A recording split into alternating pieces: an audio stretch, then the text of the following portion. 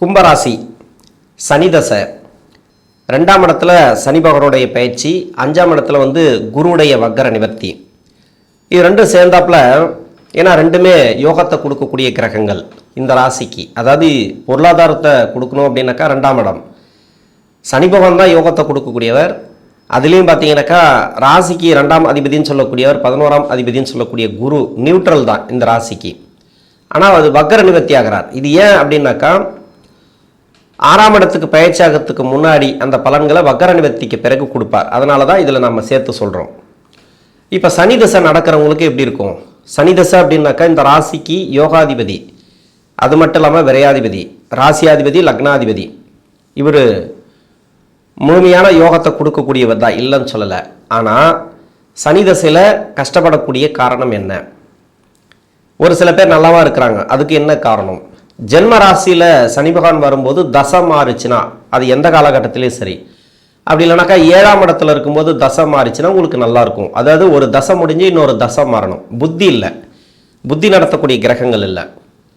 ஜென்ம ராசியிலையோ அல்லது 7ஆம் இடத்துலையோ ஒரு தசை மாறுதுன்னு வச்சுக்கலாம், அந்த தசைங்கிறது நல்லாயிருக்கும். ஆனால் இருந்தாலும் 7.5 சனி வரும்போது மாறக்கூடிய தசையாக இருக்கு இல்லையா, அந்த தசைங்கிறது யோக தசையாக இருந்தாலும் அவயோக தசையாக இருந்தாலும் பெருசாக கெடுபலன்களை கொடுக்காது. யோக தசையாக இருந்தால் யோகத்தை கொடுத்துரும், அவயோக தசையாக இருந்தால் கஷ்டத்தை அதிகமாக கொடுக்காது.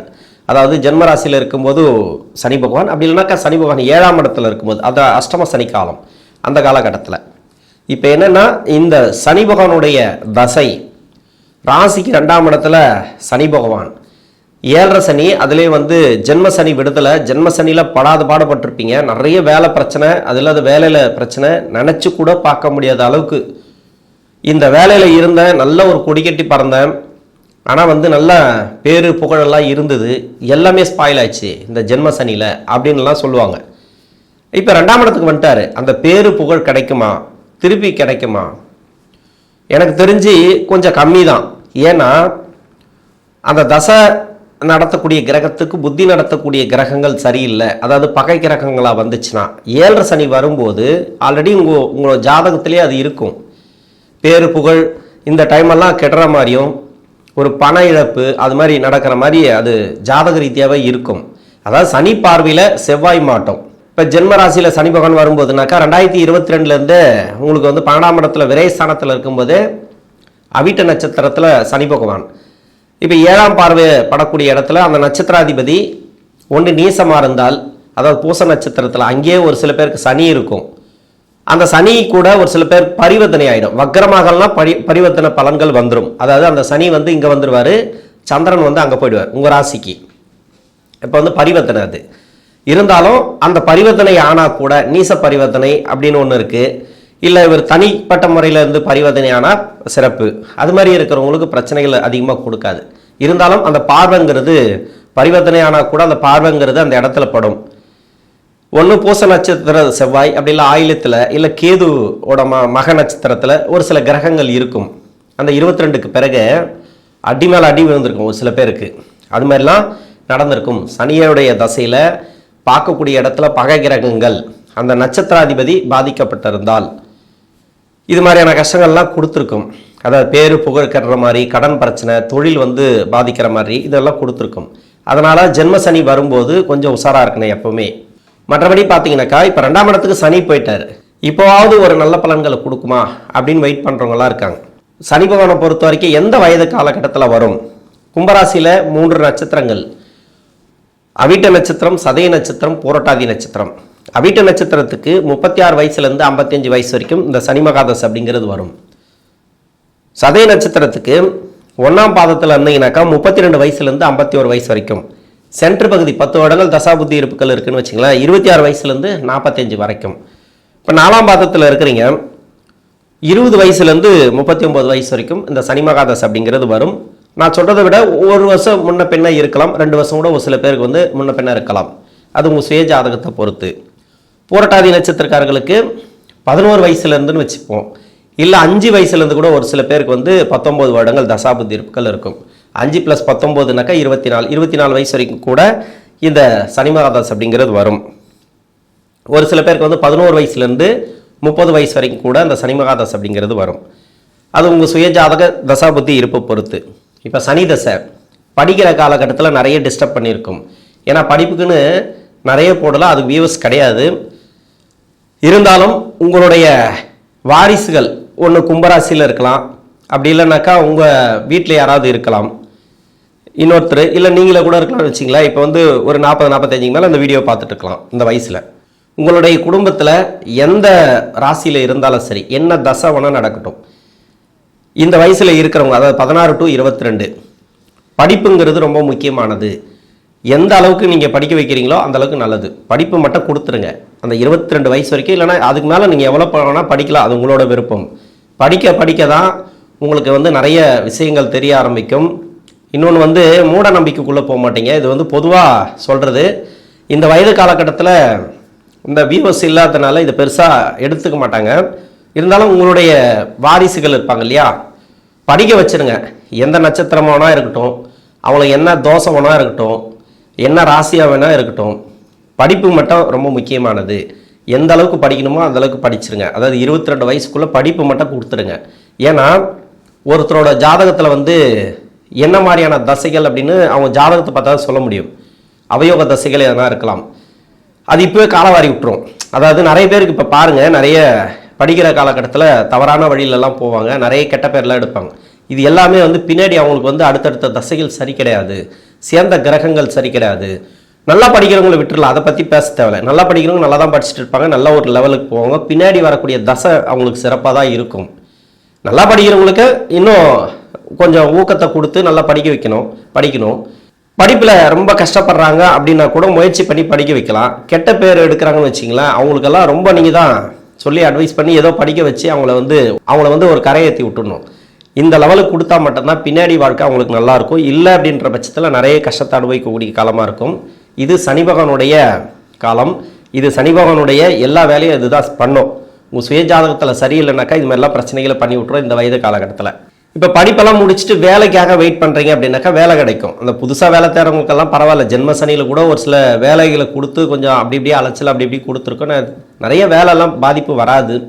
இன்னொன்று, திருமணத்துக்காக முயற்சி பண்ணுறீங்களா, இது வந்து 30 வயசுக்குள்ளே சொல்லி முடிச்சிடுறேன். ஏன்னா திருமணத்துக்காக வெயிட் பண்ணுறீங்களா, இப்போ திருமணம் நடக்கும். திருமண ரீதியாக உங்களுக்கு நல்ல ஒரு ஏற்றம். 2ஆம் இடத்துல சனி, திருமணம் தாராளமாக பண்ணலாம். அப்படி இல்லை ரொம்ப குழப்பமாக இருக்குனாக்கா இந்த 7 சனி முடிஞ்ச பிறகு திருமணம் பண்ணுங்க. கணவன் மனைவிக்குள்ள கருத்து வேறுபாடுகள் நிறைய பேருக்கு வந்திருக்கும், அதெல்லாம் இப்போ மாறக்கூடிய வாய்ப்பு இருக்குது. டைவர்ஸ் வரைக்கும் போனது கூட திரும்பி வர்றதுக்கு வாய்ப்பு இருக்குது. டைவர்ஸ் போய் முடிஞ்சு போச்சுன்னா மறுமண வாழ்க்கையும் இந்த காலகட்டங்கள் வரும். சனி தசையை பொறுத்த வரைக்கும் என்னென்னா, இப்போ 30 வயசுக்கு மேலே இருக்கிறீங்கன்னு வச்சிங்களேன், 55 வயசு வரைக்கும் வருது. யாரெல்லாம் இந்த சனி பகவான் தசையில் பாதிக்கப்பட்டிருக்கீங்களோ, இப்போது சனி பகவான் வந்து 2015, 16 இது மாதிரி கூட உங்களுக்கு ஆரம்பிச்சிருக்கலாம். 16, 17 கூட சனி தசை ஆரம்பிச்சிருக்கலாம். சனி தசை ஆரம்பித்து நல்லபடியாக போயிருக்கும் உங்களுக்கு. ஏன்னா ராசியாதிபதி இல்லையா, முதல் 10 வருஷம் நன்மைகளை கொடுத்துருவார். அந்த தசா நடத்தக்கூடிய புத்தி நடத்தக்கூடிய கிரகங்கள் தசாநாதருக்கு நட்பு கிரகங்கள். இப்போ சனி தசை, சனி புத்தி, அதன் பிறகு புதன் புத்தி, அதன் பிறகு கேது புத்தி, சுக்கிர புத்தி வரைக்கும் இது எல்லாமே நட்பு கிரக அமைப்பில் வந்துடும். அதன் பிறகு சூரிய புத்தி அப்படிங்கிறது இல்லையா, அது பின்னாடி 9 வருஷம். அந்த 9 வருஷத்தில் ராசிக்கு பகை கிரகம் சூரிய புத்தி, சந்திர புத்தி, செவ்வாய் புத்தி, ராகு புத்தி, குரு புத்தி கடைசியாக வர்றது மட்டும் விதிவிலக்கு உண்டு. ஏன்னா ஒரு இதில் சொல்லுவாங்களா, அடித்து துவைச்சாச்சு இதுக்கப்புறம் காய வைக்கிறதா வேலை அப்படின்வாங்க இல்லையா, அதில் அந்த குரு புத்தியில் அமைதியாகிடும். இந்த ஒரு 2 வருஷம் போட்டோமே அப்படின்ற மாதிரி எல்லாமே நடந்து போச்சு அப்படின்ற மாதிரி, நல்லதோ கெட்டதோ அந்த புத்தி பொறுத்தது. அதனால் வந்து அந்த இதுக்கு மட்டும் சுபகிரக புத்தி அது. அதனால் அதில் கொஞ்சம் ரெஸ்ட்டு கொடுக்கும். அதனால் பின்னாடி வரக்கூடிய 9 வருஷத்தில் இருக்கிறவங்களுக்கு நிறைய கஷ்டங்களை அனுபவிச்சிருப்பீங்க. முன்னாடி இருக்கக்கூடிய 10 வருஷம்னா கூட பரவாயில்ல.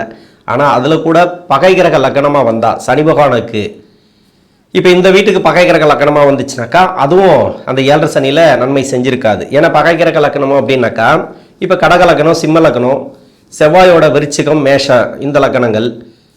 இன்னொன்று வந்து பார்த்தீங்கன்னாக்கா சனியோட லக்னம் பரவாயில்ல, இது வந்து விதிவிலக்கு உண்டு.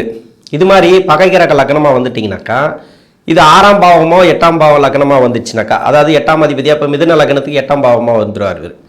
இது மாதிரி அஷ்டமாதிபதி தசையாடும் இல்லையா, இவங்களுக்கும் கொஞ்சம் பிரச்சனைகளை கொடுத்துருக்கும் இந்த சனி பகவான். அதாவது முதல்ல ஆரம்பிக்கும் போதே கொஞ்சம் ப்ராப்ளத்தை கொடுத்துருக்கும். அது மட்டும் இல்லாமல் உங்கள் சுய ஜாதகத்தில் இது எல்லாமே சொல்லி முடிக்கலாம். ஆனால் சுய ஜாதகத்தில் மறைவு ஸ்தானத்தில் வக்கரத்தில் நீசமாக இருக்கிறது, இல்லை நீச வக்கரம், உச்ச வக்கரம் இது மாதிரி இருக்கக்கூடியவர்களுக்கு, ராகு கேதுவோட அந்த சனி பகவான் சேரக்கூடியவர்களுக்கு இவங்களுக்கெல்லாம் அந்த சனி தசைங்கிறது நிறைய பாதிச்சிருக்கும். இது எல்லாமே 2ஆம் இடத்துல சனி பகவான் ஓகே பர்ஃபெக்டாக இருக்கும். இப்போ வந்து நம்ம பாசிட்டிவாக சொல்லணும்னா எவ்வளோ வேணால் சொல்லிக்கலாம், இல்லைன்னு சொல்லலை. புதிய முயற்சிகள் மட்டும் வேணாம், புதிய முதலீடுகள் மட்டும் வேணாம். இன்னும் ஒரு 1.5 வருஷத்துக்கு வெயிட் பண்ணுங்கள். இந்த பின்னாடி இருக்கக்கூடிய 9 வருஷத்தில் பெரிய முயற்சிகள் எதுவுமே எடுக்க வேணாம். இப்போ தொழில் செஞ்சிட்ருக்கீங்கன்னா அந்த தொழில் நல்லபடியாக போட்டோம், ஒரு வேலையில் இருக்கிறீங்கன்னா நல்லபடியாக போட்டோம். எம்ப்ளாய்க்கு சிறப்பு, எம்ப்ளாய்க்கு ஒரு வேலை மாற்றலாம், வெளிநாடு சம்மந்தப்பட்ட வேலை அதிகமாக வந்து உங்களுடைய எக்ஸ்பீரியன்ஸுக்கு ஏற்ற மாதிரி. ஏன்னா வேலையே இல்லாமல் இருக்கேன், வேறு வேலை செய்யக்கூடாதா அப்படின்னு கேட்காது, வேலை அது வந்து கிடைக்கும், ஈஸியாக கிடைக்கும். ஒரு சில பேருக்கு வந்து லக்னத்துக்கு 4ஆம் இடமோ ராசிக்கு 4ஆம் இடமோ நல்லா இருந்துச்சுன்னு வச்சுக்கலாம், உடனே வேலை கிடைக்கும். ஆனால் வேலையில் பிரச்சனைகள் இருந்துகிட்டே இருக்கும் இந்த 7.5 சனி முடிகிற வரைக்கும். இந்த பின்னாடி இருக்கக்கூடிய 9 வருஷமும் கொஞ்சம் உஷாராக தான் ட்ராவல் பண்ணணும். அது ஒரு காட்டுக்குள்ளே போகிற மாதிரி. ஏன்னா இந்த ராசிக்கு புத்தி நடத்தக்கூடிய கிரகங்கள், இன்னொன்று வந்து இந்த சனி பகவானுக்கு பகை கிரக லக்னமாக வந்துட்டால் ஓரளவுக்கு விதிவிலக்கு உண்டு. அந்த கடக லக்னம், சிம்ம லக்னம், மேஷ லக்னம், விருச்சிக லக்னத்துக்கெல்லாம் அந்த பின்னாடி இருக்கக்கூடிய 9 வருஷம் இருக்கு இல்லையா, அந்த சூரிய புத்தியெல்லாம் நன்மை செய்யக்கூடிய அமைப்பில் வந்துடுவார். ஆனால் அது கூட 7.5 சனி முடிஞ்சாதான் அது நன்மை. இன்னொரு 1.5 வருஷ காலத்துக்கு கொஞ்சம் கவனம் தேவை.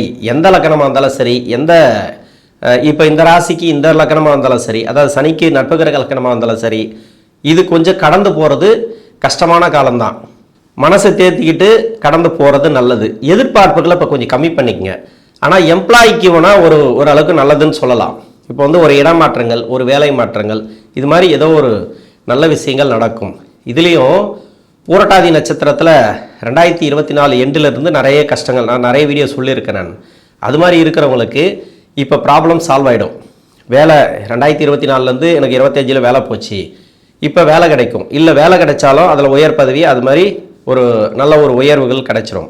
அதே பின்னாடி இருக்கக்கூடிய அந்த 9 வருஷத்தில் இருக்கிறீங்கன்னு வச்சிங்களேன், கஷ்டத்தை மேலே கஷ்டத்தை அனுபவிச்சிட்டேன், இன்னும் கொஞ்ச நாள் இருக்குது. அதாவது சூரிய புத்தி, அதன் பிறகு சந்திர புத்தி, செவ்வாய் புத்தி. இப்போ செவ்வாய் புத்தியில் இருக்கிறீங்க, இப்போ ராகு புத்தியில் இருக்கிறீங்க அப்படின்னாக்கா அந்த தசையை முடிகிற வரைக்கும் கொஞ்சம் வெயிட் பண்ணி தான் ஆகணும். ஏன்னா பின்னாடி இருக்கக்கூடிய 9 வருடங்கள் சரியில்லை அப்படிங்கிறது தான் அர்த்தம். அது வந்து அந்த புத்தி நடத்தக்கூடிய கிரகங்கள் உங்களுக்கு பெருசாக நன்மைகளை கொடுக்காது. இந்த காலகட்டம் அப்படிங்கிறது கொஞ்சம் வெயிட் பண்ணி ஒரு தொழிலை பண்ணுறதோ, மற்றபடி எதிர்பார்ப்புகள், இப்போ திருமண வாழ்க்கைகளில் கூட ஒரு சில பேருக்கு ப்ராப்ளத்தை கொடுத்துருக்கலாம். கடன் பிரச்சனை, பொருளாதார பிரச்சனை, எது மாதிரியான ப்ராப்ளம் இருந்தாலும் அது சால்வ் ஆகணும் அப்படின்னாக்கா கொஞ்சம் கொஞ்சமாக சால்வ் ஆகும். இந்த 7 சனி முடிஞ்ச பிறகு தான் சால்வ் ஆகும். அது கூட கொஞ்சம் ரொம்ப ஸ்பீடெல்லாம் போகாது. இந்த சனி பகவானுடைய தசை முடிஞ்ச பிறகு அந்த புதன் தசை தான் உங்களுக்கு நல்லாயிருக்கும். பின்னாடி இருக்கக்கூடிய 9 வருஷத்தில் இருக்கிறீங்க அப்படின்னாக்கா இந்த சனி தசை அப்படிங்கிறது உங்களுக்கு முடிவுக்கு வரணும். முன்னாடி இருக்கக்கூடிய 10 வருஷத்தில் இருக்கிறீங்கன்னா பரவாயில்ல, கிட்டத்தட்ட இதன் பிறகு உங்களுக்கு நல்லாவே இருக்கும். பின்னாடி வரக்கூடிய 9 வருஷம் கெடுக்காது, உங்களுக்கு நல்ல அமைப்புகளை கொடுத்துரும். இது எப்படி அப்படின்னாக்கா, இது ராசிக்கு நன்மை செய்யக்கூடிய கிரகம். ஆனால் பின்னாடி வரக்கூடிய 9 வருடம் இதே லக்னமாக வந்தால், இல்லைனாக்கா சனி பகவானுக்கு நட்பு கிரக லக்னமாக வந்தால், அந்த பின்னாடி வரக்கூடிய 9 வருடமும் சரி பெருசாக கெடுபலன்களை கொடுக்காது. ஏன்னா இப்போ கொடுத்ததெல்லாம் சனி தசை கூட கிடையாது, உங்களுக்கு 7.5 சனி. அந்த 7.5 சனி விடுதலை ஆகிட்ட பிறகு அந்த பின்னாடி வரக்கூடிய 9 வருடத்தில் இந்த லக்னத்துக்கு பெருசாக ப்ராப்ளத்தை கொடுக்காது. அதுக்காக நல்லா இருக்கும் அப்படின்னு சொல்ல முடியாது, ஆஹா ஓஹோன்னு இருக்குன்னு சொல்ல முடியாது. ஏன்னா புத்தி நடத்தக்கூடிய கிரகங்கள் ரொம்ப அது மோசமான கிரகங்கள் இந்த ராசிக்கு. இப்போ சனி போயிட்டு பிறகு அவங்க வேலையை ஆரம்பிச்சிருவாங்க அந்த புத்தி நடத்தக்கூடிய கிரகங்கள். அதனால் கொஞ்சம் கவனமாக ட்ராவல் பண்ணும். இல்லை ஆப்போசிட் லக்னம், அதாவது சனிக்கு பகை கிரக லக்னம், அந்த 9 வருஷத்தில் நீங்கள் நம்பலாம். ஓரளவுக்கு இல்லை, ஓரளவுக்கே நம்பலாம், பெருசாக கூட நம்பலாம். பெரிய கெடுபலங்கள் கொடுக்காது, எப்படியோ கெடுபலங்களை கொடுக்காது. இதே லக்னமாக வந்தாலும் சரி, இல்லை அந்த சனி பகவானுக்கு பகை கிரக லக்னமாக வந்தாலும் சரி, கெடுபலன்களை பின்னாடி வரக்கூடிய 9 வருஷம் கொடுக்காது. நான் சொல்கிறது என்னன்னாக்கா, பெரிய முயற்சிகள் வேண்டாம். நீங்கள் எந்த முயற்சி எடுக்கிறீங்களோ அதில் கொஞ்சம் கொஞ்சமாக ரிலீஃப் ஆகி நல்ல நிலைமைக்கு வரலாம்.